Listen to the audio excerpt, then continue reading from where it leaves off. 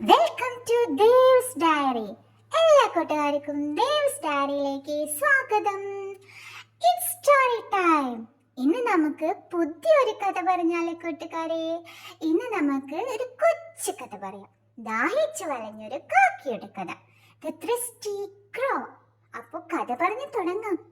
ഒരിക്കലൊരു കാക്ക ദാഹിച്ചു വലഞ്ഞ് പറന്നു നടക്കുകയായിരുന്നു.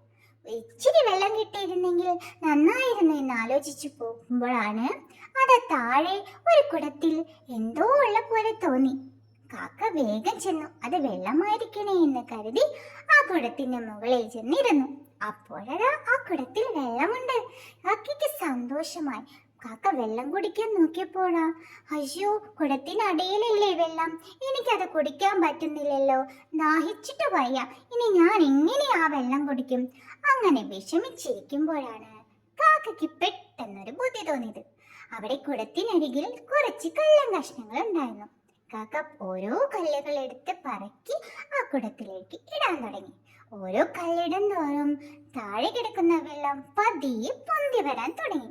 അങ്ങനെ ഓരോ കല്ലുകളും ഇട്ടിട്ട് ആ താഴെയുള്ള കുടത്തിലെ വെള്ളം പൊന്തി പൊന്തി വന്ന് കാക്കയ്ക്ക് കുടിക്കാൻ പാകത്തിനായി വന്നു നിന്നു. അപ്പൊ കാക്ക എന്ത് ചെയ്തു? തന്റെ ദാഹം മാറുന്നവരെ വെള്ളം കുടിച്ച് വളരെയധികം ഉഷാറായി. അങ്ങനെ കാക്ക സന്തോഷത്തോടു കൂടി പറന്നുപോയി. അപ്പൊ കൂട്ടുകാരെ, നമ്മുടെ ബുദ്ധി ഉപയോഗിച്ച് ഓരോ കാര്യങ്ങളും ചെയ്യണം. കേട്ട കൂട്ടുകാരെ? അപ്പോൾ ഇന്നത്തെ കഥ എല്ലാ കൂട്ടുകാർക്കും ഇഷ്ടമായെന്ന് വിചാരിക്കുന്നു. Thank you.